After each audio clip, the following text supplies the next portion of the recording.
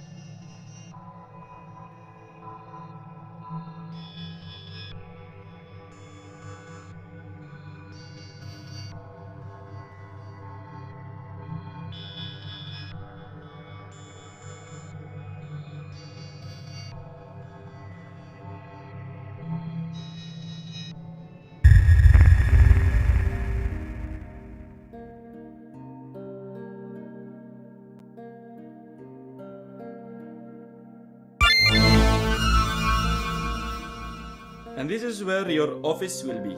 Oh? It's not in the same building as the lab? You will be allocated a small office there as well, but we all have our main offices here. Why can't we just have them in the lab building? Can't have the students being able to come in and out of the lab building. Oh, I see. Yes, so your office here is where students come to see you during your office hours. Prepare lectures, answer emails. Get the gist? I see. So any special PIN formula for this building? No, this building has no PIN or ID requirements. As I said, it's used for seeing students and such. Your office is on the 3rd floor. Understood. It goes without saying that you should not bring any sensitive work to this building, and you must definitely not leave any of your files here.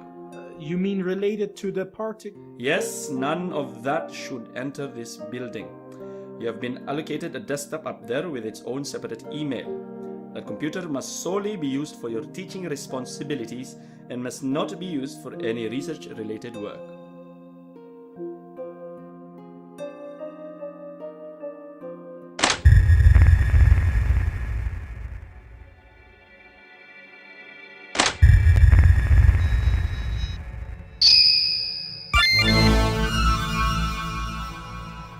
So, did you hear about the dean's son?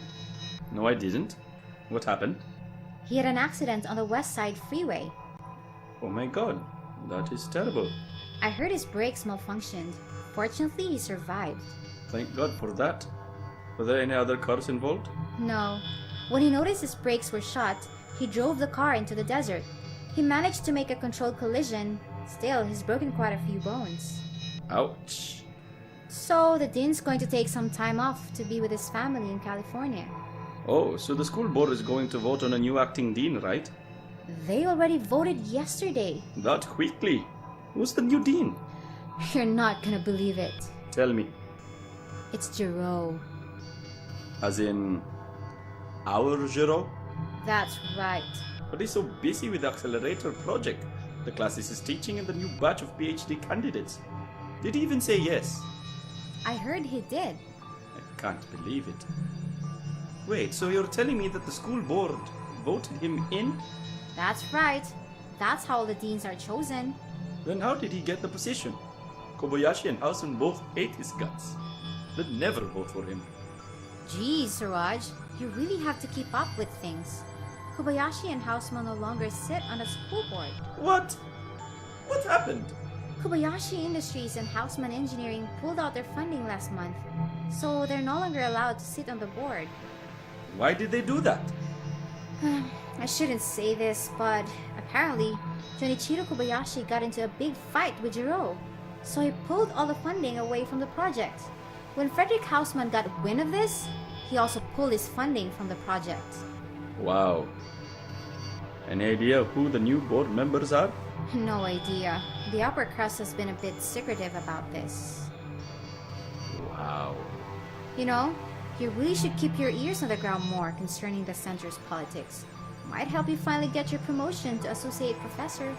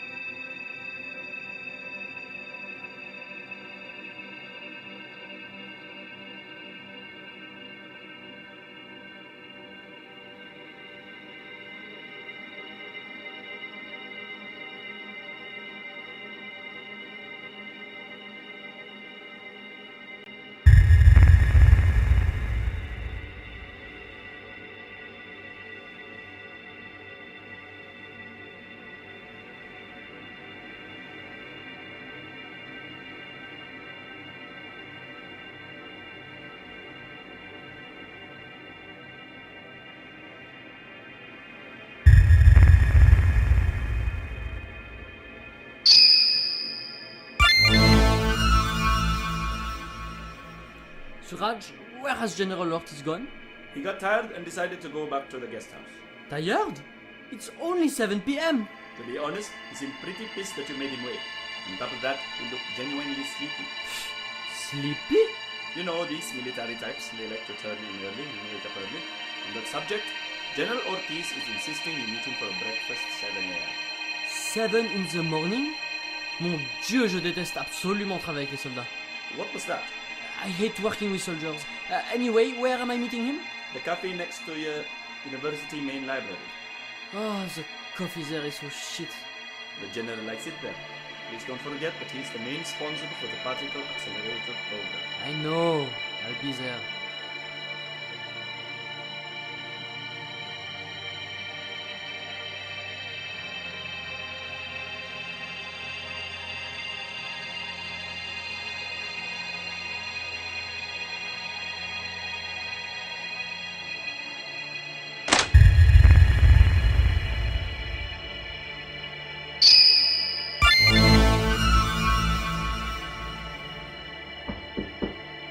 Professor DeVries, do you have a moment?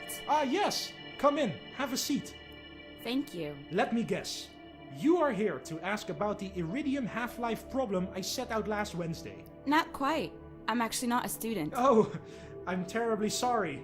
I have so many students these days that I really can't keep track of them all. It's not a problem. My name is Georgina Sanders. I'm with the FBI. Oh, is there a problem, Miss Sanders? Well, I hope not. Would you mind if I close the door behind me? Not at all. Thank you, Professor. Have you ever seen this man before? Oh, yes. He looks very familiar.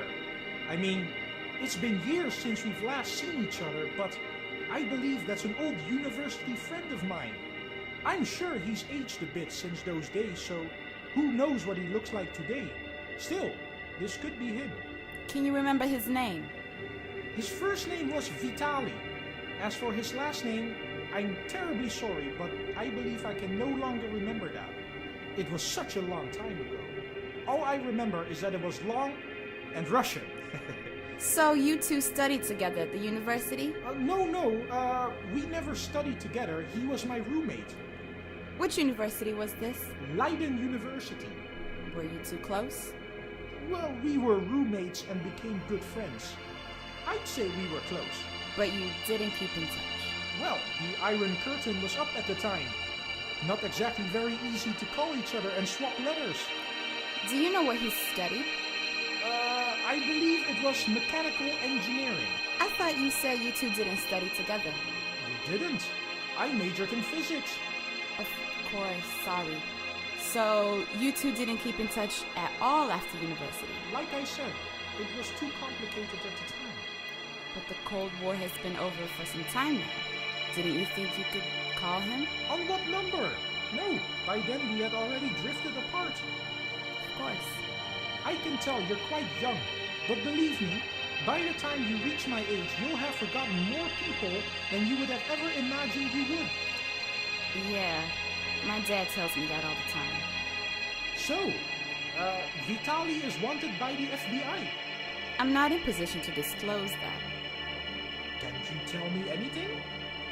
He was spotted in Cleveland a few days ago, and we suspect he might drive down here to talk to you.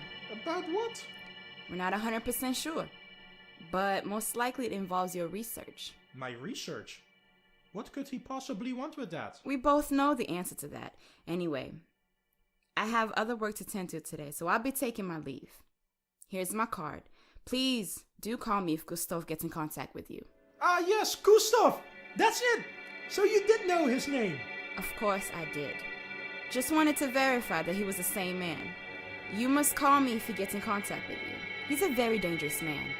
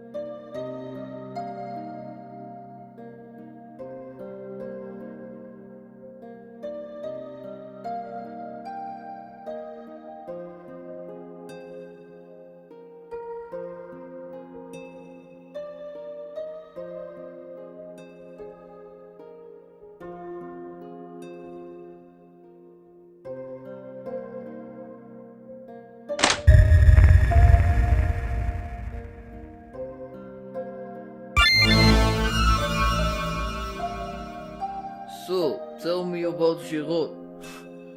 What do you want to know? Everything. We have the whole night. Are you going to bribe him too? If I thought he could have been bribed, I wouldn't be talking to you, would I? Hey, fuck you. What? It's the truth. He heads the program, doesn't he? That's true. But it doesn't mean you have to be an asshole about it. Fine, I'm sorry, old friend. Do you think he could be bribed? Depends. Can you get him a better lab than he has here in Hackney Mills? Have you seen the fucking death traps we call cars in Russia? Of course we cannot get him a better lab. Much cheaper to buy data from crooked scientists. Hey, fuck you! You know I'm not doing this for the money. Relax, Jan. Of course I know that. Jeez. See, your temper hasn't improved with age. It's been a really stressful couple of days. If you'd seen what I'd seen... I know, Jan. Please relax. Now, tell me about Giraud. Well, the project would be nothing but a rough sketch on a forgotten notebook, if it weren't for Giroud. Really? Oh yes. There is a reason why he's the head of the project. It's all him. The rest of us are really just pawns handling the work that is too menial for him. So the stories about him and CERN are true? Yes, they're true. Bullshit. No, it's true. But who is going to believe that a 17-year-old cheesemaker's son from Montpellier solved the problem that stumped the great Werner Heisenberg for years? What's so funny? I shouldn't say. What's so funny? What makes you think that Heisenberg didn't have the solution?